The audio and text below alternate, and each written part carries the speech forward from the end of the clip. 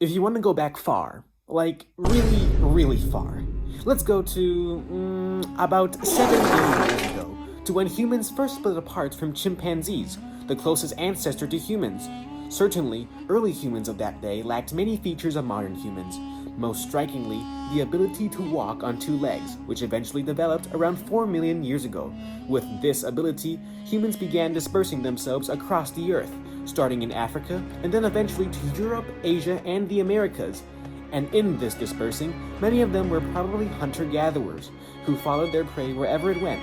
But this was about to change. With the discovery of agriculture around 10,000 years ago, people were now finally able to settle in one place. But growing crops is hard, and it's tiring, and it's laborious. And so, humans started employing the help of other animals to do their job. Some also use animals as food, and some as pets, and some for transportation, which horses were certainly being used for by about 3000 BC. Around the same time frame, the wheel had just been invented in Mesopotamia, though it was not yet used for transportation, but rather for pottery.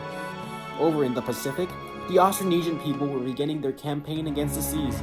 Occurring from around 3000 BC to 1500 BC, the Austronesians started sailing out of Taiwan and settling the islands of the Pacific, Southeast Asia, and Madagascar, using technologies such as catamarans, outriggers, and crab claw sails, which they invented. Switching gears from sea to land, the famous Roman roads were beginning construction, starting with the Appian Way in 312 BC. In their lifetime, the Romans would come to build a total of 400,000 kilometers of road, of which over 80,500 of those were stone paved. Speaking of roads, 130 BC saw the Han Dynasty of China opening itself to trade with the West, marking the birth of the Silk Road. 735 years later, in AD 605, the Sui dynasty would begin construction of the Grand Canal, which today sits at a length of 1,776 kilometers. Over the next centuries, the advancement of transportation technology would allow for voyages into new and farther places. One instance of this was in AD 1000, when Viking explorer Leif Erikson and his crew landed in Newfoundland, becoming the first Europeans to set foot on the Americas. Later attempts by the Norse to colonize the Americas were unsuccessful, and the effort was eventually abandoned. About a century later, compasses would be used for navigation for the first time, first among Chinese sailors and then later among Islamic and European sailors. Oh, and by the way, remember the Roman Empire? You're probably familiar with it in this form, at its height, but by 1453, it was struggling real hard. On May 29th of that year, the last of the 1,480-year-old empire came to an end with the fall of Constantinople. With this, the highly valuable Bosporus Strait came into possession of the Ottoman Empire. Why is it so valuable, you ask? It's important to know that the Silk Road is still a thing. Europeans still desired luxury goods from Asia, and the fastest way to get there on land was by crossing the Bosporus. Most Europeans were Christian, and the Ottomans were Muslims, and relations between the two groups were not always cordial. On top of that, the Ottomans started levying higher taxes on goods that passed through. With Ottoman domination of such a vital route and these difficulties in mind, other European powers began looking for other ways to reach Asia. Portugal would take the lead in this regard. Under the patronage of Prince Harry the Navigator, Portuguese explorers began sailing down Africa. By 1462, the Portuguese had explored the African coast as far as present-day Sierra Leone. In 1488, Bartolomé Diaz would reach the Cape of Good Hope at the southern tip of Africa. This would be followed 10 years later by Vasco da Gama, who became the first European sailor to reach India by sea. While those feats are pretty cool and impressive, you're probably more familiar with a more famous voyage, that of Christopher Columbus. Columbus had the idea of sailing directly west to Asia, and initially petitioned Portugal to support his voyage. However, when that didn't work out, he turned to Spain instead, who agreed to finance his expedition. Thus, on behalf of the Kingdom of Spain, Christopher Columbus sailed the ocean blue, landing in the Caribbean on October 12, 1942, after a 36-day journey. Initially, Columbus thought he had reached India. However, as soon as it became apparent that Columbus had come upon a new landmass, Europeans saw potential riches to be gained and began colonizing the new lands, kickstarting the Age of Discovery. The Age of Discovery was a truly history-changing moment. The subsequent Columbian Exchange saw the widespread transfer of plants, animals, culture, human populations, technology, diseases, and ideas between the Old World and the New World. The European colonies in the Americas were also bringing in massive amounts of cash money, setting Europe as a dominant global power for the next 5 centuries. Much of the earth was still a mystery, but with such successes of the colonies, there was much interest in exploring these areas. Remember Columbus's idea to just keep on sailing west until he reached Asia? Well, now it was going to be done again, and for real this time. And it was going to go so far west that it would come back to where it all began. Starting in September 19, 1519, Ferdinand Magellan and his crew set sail from Spain, commencing their attempt at the first circumnavigation of the globe. The crew first sailed along the coast of Brazil before entering the strait at the tip of South America that now bears Magellan's name.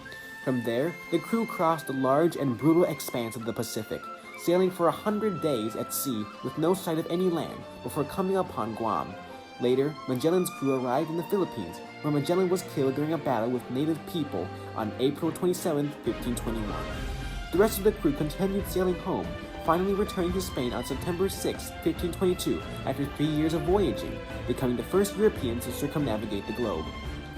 In other navigational news, it's now 1569, and Gerardus Mercator had just invented the Mercator map projection. To understand its significance, one must know that the Earth is a globe. Therefore, when projecting the surface of a globe onto a flat plane, distortion is unavoidable. This caused quite some difficulty for navigators using maps, but Mercator found a compromise. In exchange for distortion of size near the poles, Mercator's map allowed for lines of latitude and longitude to be kept at consistent 90-degree angles, foregoing the need of constant adjustment while traveling. Understandably, his projection was rapidly adopted, and it is still popular today. As you can see, the Age of Discovery truly revolutionized the world. But while the Age of Discovery made the world larger, a new revolution was brewing, and this one was going to make the world smaller. The Industrial Revolution. Beginning in England, it rapidly transformed Europe and the United States from largely rural agrarian societies into industrialized urban ones, and this was thanks to various technological innovations. The atmospheric engine, first built by Thomas Newcomen in 1712, is an example of this. This design would later be improved by James Watt with the steam engine, which entered production in 1776. In 1807, the first commercially successful steamboat set sail, and 3 years later, the first commercially successful steam locomotive was built. September 15, 1830 saw the opening of the first intercity railroad in the world between Liverpool and Manchester in England. The world's oldest metro opened in London on January 10, 1863.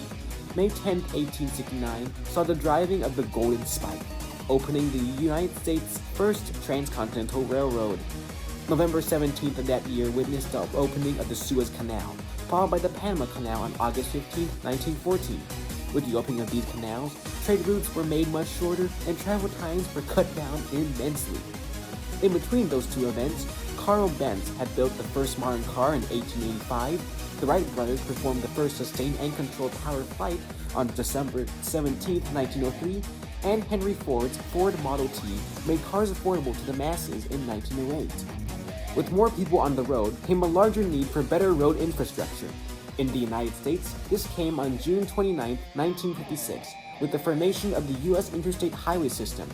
On top of serving transportation of civilians, the interstate system also had the stated purpose of improving the mobility of military troops, a purpose which probably reflected the anxieties of war among the American public at the time due to the Cold War.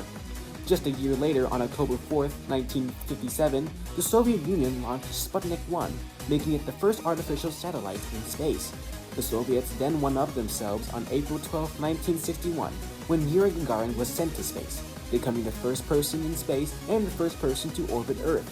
Embarrassed at losing to the Soviets in key space milestones, the United States committed to putting man on the moon before the end of the decade, which, on July 20, 1969, Neil Armstrong made his one small step for a man, one giant leap for mankind. On September 5, 1977, the space probe Voyager 1 launched from Earth. During the length of its mission, it would fly by Jupiter, Saturn, and Titan, taking high-quality pictures and transmitting scientific information. Currently hurtling at a speed of about 17 kilometers per second, Voyager is today the farthest man-made object from Earth, at about 14 billion miles away. One may find it weird to make this my final item of mention. Indeed, Voyager 1 is incapable of transporting people or any items. It may seem that this does not fit the scope of this presentation, but Voyager 1 is a Voyager, hence its name, and its unstopping motion, in my opinion, is symbolic.